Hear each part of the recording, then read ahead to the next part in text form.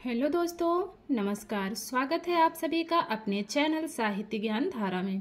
आशा करते हैं आप सभी लोग स्वस्थ होंगे और अपनी पढ़ाई में लगे होंगे।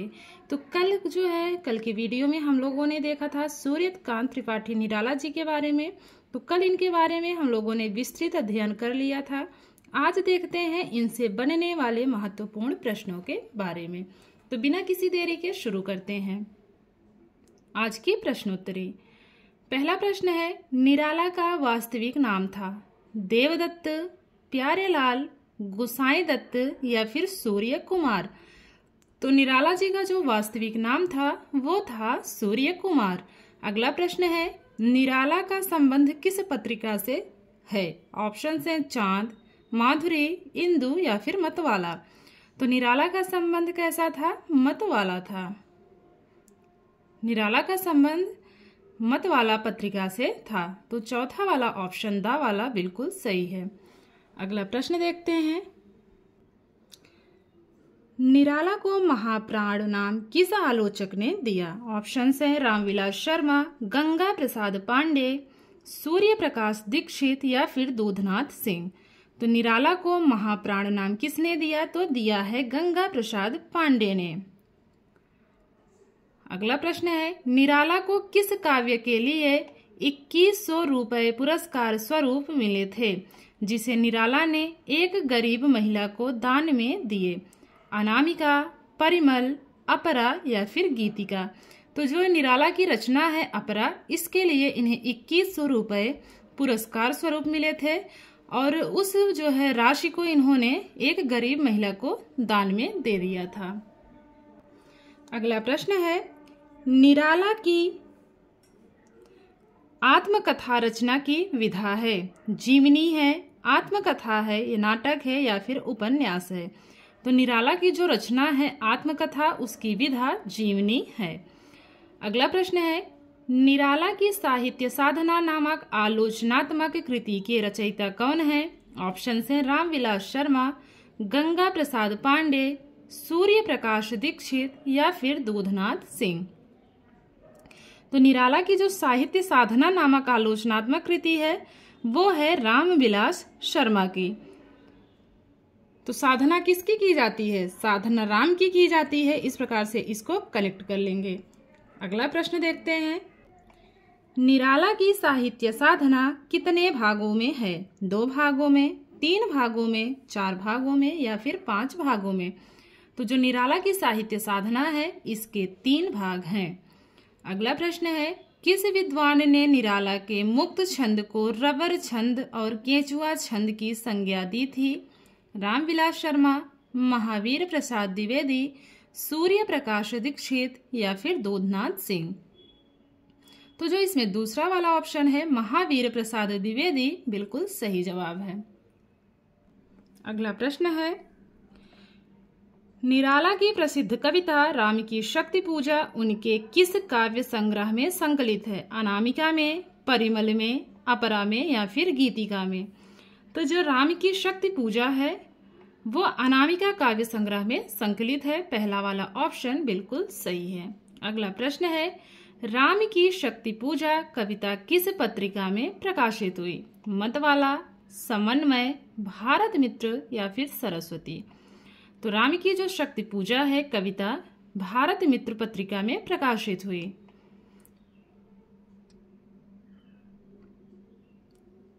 अगला प्रश्न है, प्रथम शोक गीत सरोज स्मृत का प्रकाशन वर्ष है? 1932 ईस्वी, 1933, 1934 या फिर 1935? तो जो प्रथम शोक गीत सरोज स्मृति है इसका प्रकाशन वर्ष है 1935 ईस्वी। चौथा वाला ऑप्शन बिल्कुल सही है। अगला प्रश्न है, धिक जीवन जो पालता ही आया है विरोध पंक्ति निराला की किस कविता से ली गई है? ऑप्शन है भिक्षुक, राम की शक्ति पूजा, बादल राग या फिर सरोज स्मृति? तो जो इसमें दूसरा वाला ऑप्शन है राम की शक्ति पूजा, बिल्कुल सही जवाब है। अगले प्रश्न की तरफ बढ़ते हैं, दुख ही जीवन की कथा रही, क्या कहूँ जो आज नहीं कही? पंक्ति निराला की किस कविता से ली गई है?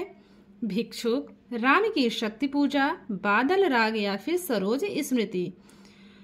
तो दुख ही जीवन की कथा रही, क्या कहूँ जो आज नहीं कही, पंक्ति निराला की सरोज स्मृति कविता से ली गई है। अगला प्रश्न है, निराला की किस कविता पर अश्लीलता का आरोप लगाकर महावीर प्रसाद द्विवेदी ने सरस्वती पत्रिका में छापने से मना कर दिया था? जूही की कली, संध्या सुंदरी, कुकुरमुत्ता या फिर गर्म पकौड़ी। तो वो रचना थी जूही की कली। अगला प्रश्न है, निराला का प्रथम उपन्यास कौन सा है? ऑप्शन है निरुपमा, अप्सरा, प्रभावती या फिर चमेली। तो जो निराला का प्रथम उपन्यास था वो था अप्सरा। अगला प्रश्न है, इनमें से 3 कविताएं देशी लहजे का सौंधापन लिए शब्दों से परिपूर्ण हैं। इनमें से कौन सी नहीं है? कुकुरमुत्ता, रानी और कानी, राम की शक्ति पूजा, महंगू महंगा रहा। तो इसमें जो तीसरा वाला ऑप्शन है ये नहीं है, अन्य तीनों शामिल हैं। किसमें? तो लहजे का सौंधापन लिए हुए। तो इसमें तीसरा वाला ऑप्शन नहीं शामिल है। अगला प्रश्न है, निराला की प्रसिद्ध कविता बादल राग कितने खंडों में है? 5 खंडों में, 6 खंडों में, 4 खंडों में या फिर 3 खंडों में? तो निराला की प्रसिद्ध कविता बादल राग के 6 खंड हैं। देखते हैं अगला प्रश्न, निराला की तत्सम सामासिक पदावली एवं ध्वन्यात्मक बिंबों से कविता है। कुकुरमुत्ता, रानी और कानी, राम की शक्ति पूजा या फिर महंगू महंगा। तो वो रचना है राम की शक्ति पूजा। तीसरा वाला ऑप्शन बिल्कुल सही है। अगला प्रश्न है, निराला का जन्म कहाँ हुआ? ऑप्शन है बेनीपुर गांव, मुजफ्फरपुर बिहार, मिदनीपुर, महिसादल, पश्चिम बंगाल, कौसानी गांव, अल्मोड़ा उत्तराखंड, चुनार गांव, मिर्जापुर उत्तर प्रदेश। तो सभी लोगों को पता है कि निराला का जन्म मिदनीपुर, महिसादल, पश्चिम बंगाल में हुआ था। तो दूसरा वाला ऑप्शन बिल्कुल सही है।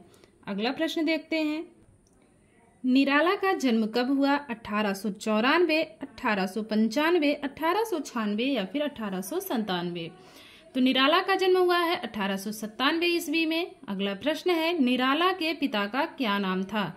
भगवान सहाय, राम प्रसाद, राम सहाय या फिर श्री राम? तो निराला के पिता का नाम राम सहाय था। अगला प्रश्न देखते हैं, निराला के पूर्वज मूल रूप से कहाँ के रहने वाले थे? बेनीपुर गांव, मुजफ्फरपुर बिहार, गढ़ा कोला, उन्नाव उत्तर प्रदेश, कौशानी गांव, अल्मोड़ा उत्तराखंड, चुनार गांव, मिर्जापुर उत्तर प्रदेश। तो निराला के पूर्वज मूल रूप से गढ़कोला, उन्नाव उत्तर प्रदेश के निवासी थे।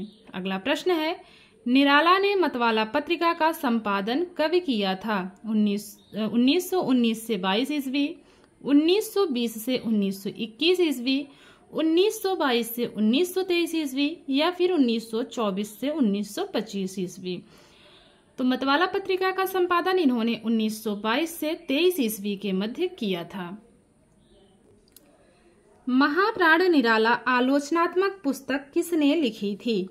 रामविलास शर्मा, गंगा प्रसाद पांडे, सूर्य प्रकाश दीक्षित या फिर दूधनाथ सिंह? तो महाप्राण निराला आलोचनात्मक पुस्तक लिखने वाले गंगा प्रसाद पांडे जी थे। अगला प्रश्न है, छायावाद के रुद्र कौन माने जाते हैं? पंत, निराला, प्रसाद या फिर दिनकर? तो सबको पता है कि छायावाद के जो रुद्र माने जाते हैं वो कौन माने जाते हैं? निराला। तो शंकर भगवान का ही तो नाम है ना रुद्र। तो शंकर जी कैसे थे? निराले थे ना, ऐसे कनेक्ट कर लेंगे। अगला प्रश्न है, किस विद्वान ने निराला को ओज और औदात्य का कवि कहा है? रामविलास शर्मा, गंगा प्रसाद पांडे, सूर्य प्रकाश दीक्षित या फिर दूधनाथ सिंह? तो निराला को ओज और औदात्य का कवि कहने वाले कौन होंगे? राम हैं। तो ओजपूर्ण किसका व्यक्तित्व था? राम का था ना। तो इस प्रकार से कनेक्ट कर लेंगे, रामविलास शर्मा ने कहा है। अगला प्रश्न है, निराला के अनुसार निराला की प्रथम कविता है भारत माता की वंदना, जूही की कली, राम की शक्ति पूजा, सरोज स्मृति? तो निराला के अनुसार निराला की प्रथम कविता जूही की कली मानी जाती है। दूसरा वाला ऑप्शन बिल्कुल सही है। अगला प्रश्न है, रामविलास शर्मा के अनुसार निराला की प्रथम कविता है भारत माता की वंदना, जूही की कली, राम की शक्ति पूजा या फिर सरोज स्मृति। तो रामविलास शर्मा के अनुसार पूछा है, तो इसमें पहला वाला ऑप्शन भारत माता की वंदना बिल्कुल सही है। जूही की कली कविता का रचना काल है 1916, 1918, 1920 या फिर 1922। तो जूही की कली कविता का रचना काल 1916 ईस्वी माना जाता है। बढ़ते हैं अगले प्रश्न की ओर। भारत माता की वंदना कविता का रचना काल माना जाता है, तो वो माना जाता है 1920 ईस्वी। अगला प्रश्न है, निराला ने अपना आध्यात्मिक गुरु किसे माना है? रामकृष्ण परमहंस, स्वामी विवेकानंद, रविंद्रनाथ टैगोर या फिर कोई नहीं। तो जो निराला जी हैं, इन्होंने अपना आध्यात्मिक गुरु स्वामी विवेकानंद जी को माना था। अगला प्रश्न है, निराला का दार्शनिक दृष्टिकोण माना जाता है सर्वात्मवाद, अरविंद दर्शन, अद्वैतवाद या फिर द्वैतवाद। तो निराला का जो दर्शन माना जाता है वो माना जाता है अद्वैतवाद। तीसरा वाला ऑप्शन बिल्कुल सही है। किस कवि को नए कवियों का गोरखनाथ कहा जाता है? पंत को, निराला को, प्रसाद या फिर दिनकर को? तो निराला को कहा जाता है। अगला प्रश्न है, निराला को किस काव्य युग का पथ प्रदर्शक कहा जाता है? छायावाद, प्रगतिवाद, प्रयोगवाद या फिर उपर्युक्त सभी। तो जो उपर्युक्त सभी है ये बिल्कुल सही जवाब है, दा वाला सही है। अगला प्रश्न है, निराला ने अपनी किस काव्य पुस्तक की भूमिका में लिखा है कि मैंने हिंदी अपनी धर्मपत्नी के सानिध्य में और सरस्वती पत्रिका की प्रतियां पढ़कर सीखी? गीतिका में, अणिमा में, अर्चना में या फिर अपरा में? तो वो रचना मानी जाती है इनकी गीतिका। अगला प्रश्न है, परिमल साहित्यिक समूह की स्थापना कब हुई? 1946, 1948, 1944 या फिर 42? तो परिमल साहित्यिक समूह की स्थापना 1944 ईस्वी में हुई थी। बढ़ते हैं अगले प्रश्न की तरफ। निराला की आत्मकथा जीवनी किसने लिखी थी? रामविलास शर्मा, गंगा प्रसाद, सूर्य प्रकाश दीक्षित या फिर दूधनाथ सिंह? तो निराला की आत्मकथा लिखने वाले सूर्य प्रकाश दीक्षित हैं। अगला प्रश्न है, निराला की आत्मकथा जीवनी का प्रकाशन वर्ष है 1968, 1969, 1970 या फिर 71? तो जो निराला की आत्मकथा जीवनी है इसका प्रकाशन है 1970 ईस्वी। अगला प्रश्न है, निराला एक आत्महंता आस्था नामक जीवनी किसमें लिखी? रामविलास शर्मा ने, गंगा प्रसाद पांडे, सूर्य प्रकाश दीक्षित या फिर दूधनाथ सिंह ने? तो निराला एक आत्महंता आस्था नामक जीवनी दूधनाथ सिंह ने लिखी। इसमें चौथा वाला ऑप्शन बिल्कुल सही है। अगला प्रश्न है, निराला का प्रथम उपन्यास अप्सरा कब प्रकाशित हुआ? 1928, 1929, 1931 या फिर 1932? तो जो 1931 है ये बिल्कुल सही जवाब है। अगला प्रश्न है, निराला का प्रथम काव्य संग्रह है परिमल, सरोज स्मृति, अनामिका या फिर गीतिका? तो निराला का प्रथम काव्य संग्रह अनामिका माना जाता है। बढ़ते हैं अगले प्रश्न की तरफ। अनामिका का प्रथम बार प्रकाशन कब हुआ? 1923, 1929, 1931 या फिर 1932? तो अनामिका का जो प्रथम बार प्रकाशन हुआ वो हुआ था 1923 ईस्वी में। अनामिका काव्य का दूसरी बार प्रकाशन कब हुआ? 1928, 1938, 1931 या फिर 1932? तो जो द्वितीय बार प्रकाशन हुआ था वो हुआ था 1938 ईस्वी में। प्रथम बार प्रकाशन 1923 में हुआ, द्वितीय बार प्रकाशन 1938 ईस्वी में हुआ। अगला प्रश्न है, परिमल काव्य संग्रह का प्रकाशन कब हुआ? 1928, 1929, 1930 या फिर 1932? तो परिमल काव्य संग्रह का प्रकाशन 1930 ईस्वी में हुआ था। अगला प्रश्न देखते हैं, निराला की प्रथम कविता जूही की कली उनके किस काव्य में संग्रहित है? परिमल में, सरोज स्मृति, अनामिका या फिर गीतिका में? तो जो जूही की कली है वो संग्रहित है परिमल में। अगला प्रश्न है, निराला का तुलसीदास लेख किस पत्रिका में प्रकाशित हुआ? मतवाला, समन्वय, सरस्वती या फिर जागरण। तो तुलसीदास निराला का तुलसीदास लेख समन्वय पत्रिका में प्रकाशित हुआ। दूसरा वाला ऑप्शन बिल्कुल सही है। अगला प्रश्न है, राम की शक्ति पूजा कविता पर किस कृति का प्रभाव है? कृतिवास का, बांग्ला रामायण का, तुलसीदास जी का रामचरितमानस का, वाल्मीकि कृत रामायण का, मैथिली शरण गुप्त के साकेत का। तो जो राम की शक्ति पूजा कविता है इस पर कृतिवास का बांग्ला रामायण का प्रभाव पड़ता है। अगला प्रश्न है, किस कवि ने लिखा है कि मैं शैली अपनाई? पंत, निराला, प्रसाद, दिनकर। तो जो दूसरा वाला ऑप्शन है निराला बिल्कुल सही जवाब है। अगला प्रश्न है, इनमें से कौन सी निराला की लंबी कविता नहीं है? बादल राग, भिक्षुक, राम की शक्ति पूजा या फिर तुलसीदास। तो जो दूसरा वाला ऑप्शन है भिक्षुक, ये नहीं है।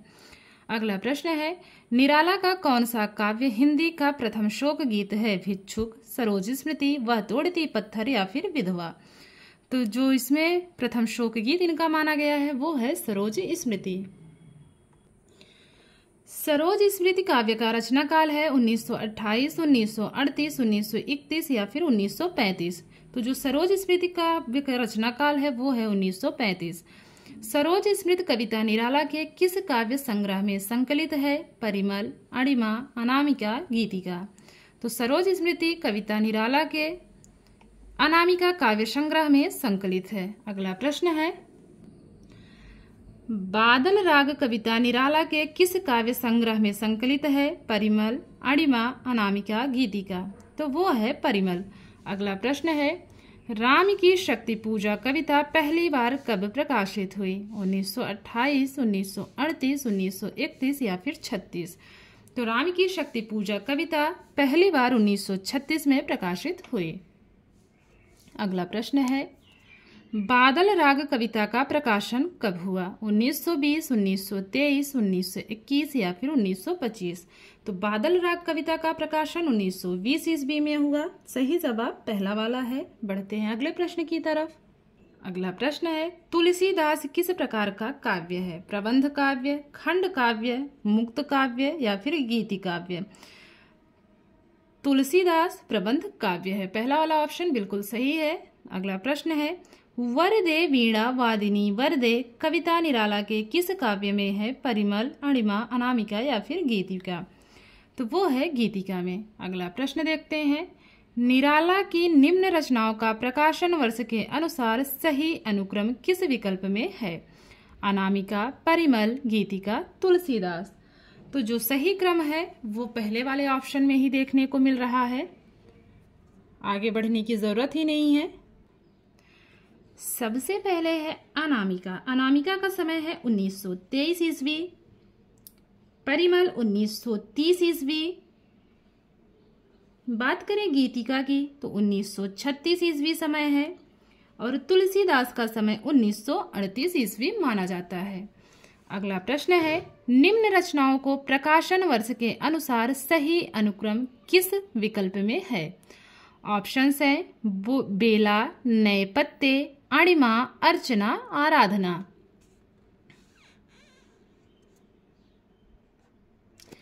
इसमें दूसरा वाला ऑप्शन है अणिमा, नए पत्ते, अर्चना, आराधना, वेला। तीसरा है अणिमा, बेला, नए पत्ते, अर्चना, आराधना। तो सबसे पहले इसमें कौन सा आएगा? अणिमा आएगा। अणिमा का समय है 1943 ईस्वी। बेला का समय है 1943 ईस्वी। नए पत्ते का समय है 1946 ईस्वी।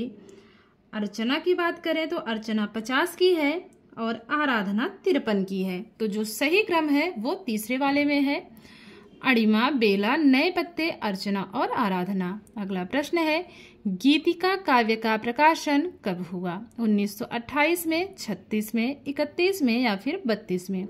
तो गीतिका काव्य का प्रकाशन 1936 ईस्वी में हुआ। अगला प्रश्न देखते हैं,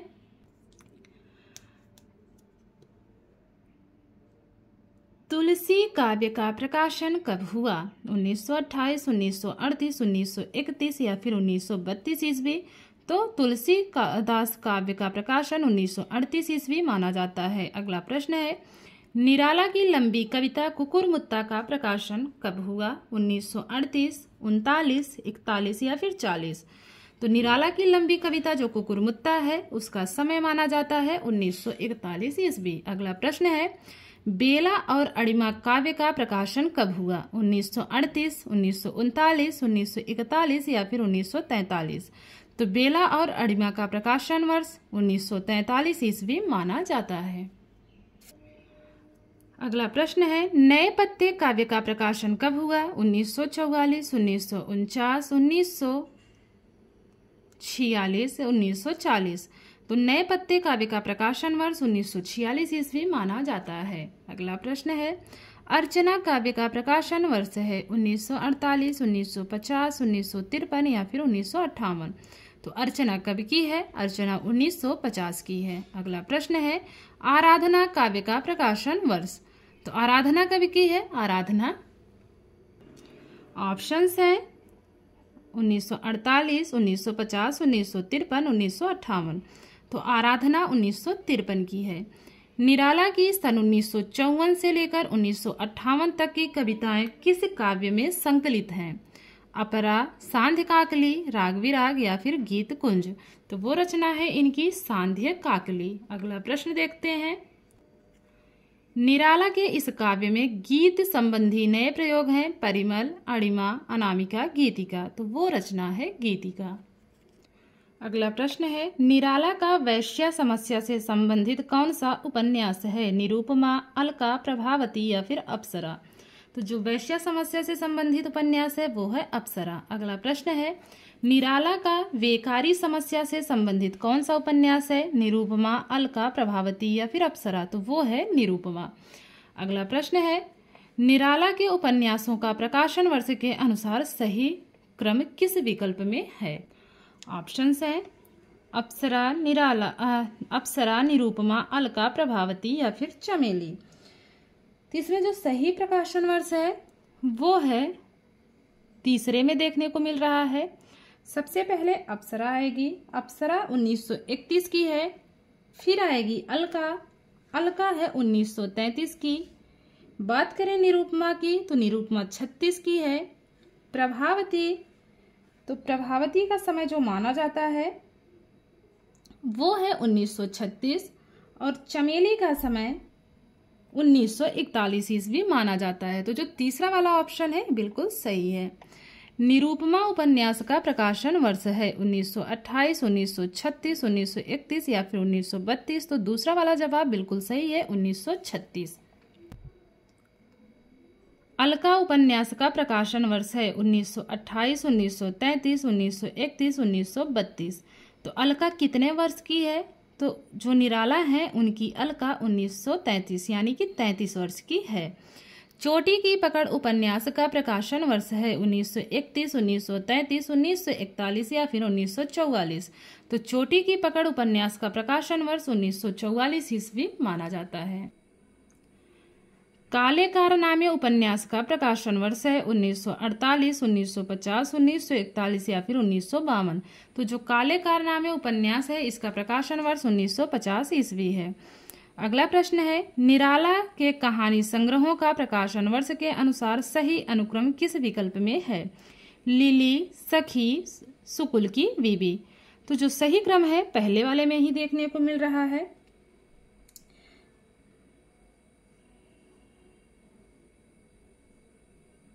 बात करें लिली की तो लिली का समय है 1934 ईस्वी।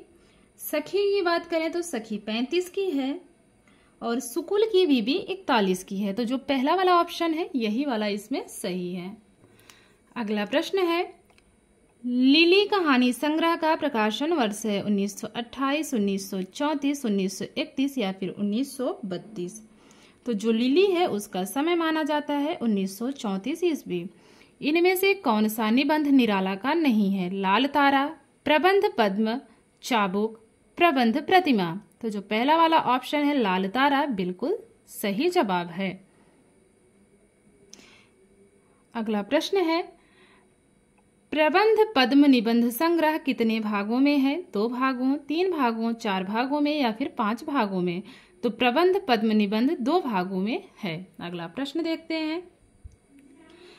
प्रबंध पद्म निबंध संग्रह कब प्रकाशित हुआ? 1928, 1934, 1931 या फिर 1932 ईस्वी?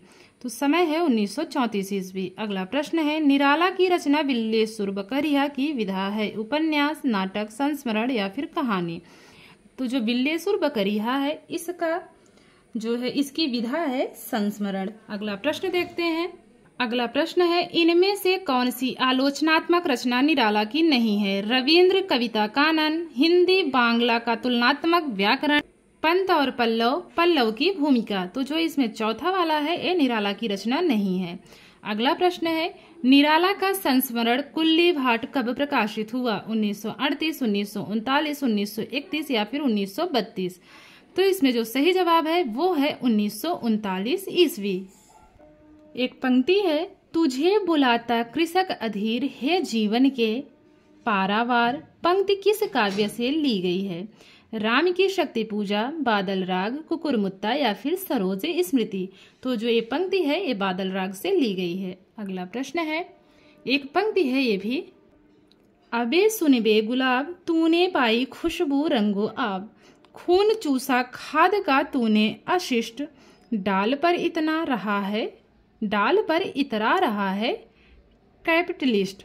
उपर्युक्त पंक्तियां किस कविता से ली गई हैं? राम की शक्ति पूजा, बादल राग, कुकुरमुत्ता या फिर सरोज स्मृति? तो जो इसमें तीसरा वाला ऑप्शन है कुकुरमुत्ता बिल्कुल सही जवाब है। अगला प्रश्न है, देखते नहीं मेरे पास एक कवि की माड़ी, कलाकार के हाथ, पहलवान की छाती और फिलोसफर के पैर हैं। पंक्ति किसकी है? प्रसाद, निराला, पंत या फिर नागार्जुन? तो ये पंक्ति है निराला जी की। अगला प्रश्न है, इनमें से कौन सी पंक्ति निराला की नहीं है? जो गहन भाव सीधे छंद में चाहता है वह महान धोखेबाज है। तो ये पंक्ति निराला की है। अगली पंक्ति है, कभी कुछ ऐसी तान सुनाओ कि उथल पुथल मच जाए। ये पंक्ति निराला जी की नहीं है। तो इसमें जो गलत बताना है, गलत अर्थात इसमें जो सही जवाब होगा वो है बावाला। अगला प्रश्न है, इनमें से कौन सी कविता छायावादी है? संध्या सुंदरी, गर्म पकौड़ी, व तोड़ती पत्थर नए पत्ते? तो जो इसमें छायावादी कविता है वो है संध्या सुंदरी। अगला प्रश्न है, माँ की कुल शिक्षा मैंने दी, पुष्प सेज तेरी स्वयं रची? उपर्युक्त पंक्तियां निराला की किस कविता से ली गई हैं? भिक्षुक, सरोज स्मृति, व तोड़ती पत्थर या फिर विधवा? तो जो इसमें सही जवाब है वो है सरोज स्मृति। अगला प्रश्न देखते हैं। अगला प्रश्न है, वह क्रूर काल तांडव की स्मृति रेखा सी, वह टूटे तरु की छूटी लता सी दीन? उपर्युक्त पंक्तियां किस कविता से उद्धृत है? भिक्षुक, सरोज स्मृति, व तोड़ती पत्थर या फिर विधवा? तो जो सही जवाब है वो है इसमें सरोज स्मृति। तो इस प्रकार हम लोगों ने महत्वपूर्ण प्रश्नों के बारे में पढ़ लिया जो निराला से संबंधित थे। तो आज हम लोगों ने 90 प्रश्न किए। आशा करती हूँ आज की वीडियो आप लोगों को अच्छी लगेगी। अगर वीडियो अच्छी लगे तो वीडियो को लाइक जरूर कीजिएगा और कमेंट करके बताइएगा कि क्लास कैसी लगी। जिन लोगों ने चैनल को सब्सक्राइब कर रखा है उनका बहुत बहुत आभार, बहुत बहुत धन्यवाद। और जो लोग चैनल से नहीं जुड़े हुए हैं वो लोग प्लीज चैनल को सब्सक्राइब कर लें ताकि ऐसी ही वीडियोस आप लोगों तक पहुंचती रहे। तो कवियों की श्रृंखला में हम लोग रोज एक कवि के जीवन परिचय के बारे में, उनकी महत्वपूर्ण रचनाओं के बारे में, उनके महत्वपूर्ण कथनों को पढ़ते हैं।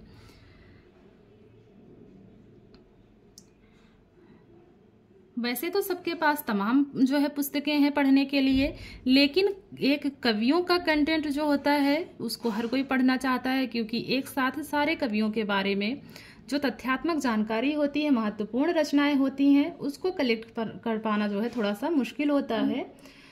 तो इसीलिए मैंने सोचा कि ये कंटेंट थोड़ा सा अच्छा रहेगा। अगर आप लोगों को क्लास अच्छी लगे, वीडियो अच्छी लगे तो कमेंट के माध्यम से जरूर बताइएगा। तो मिलते हैं कवियों की श्रृंखला में एक और कवि के साथ। तब तक के लिए सभी को जय श्री राधे कृष्णा, नमस्कार।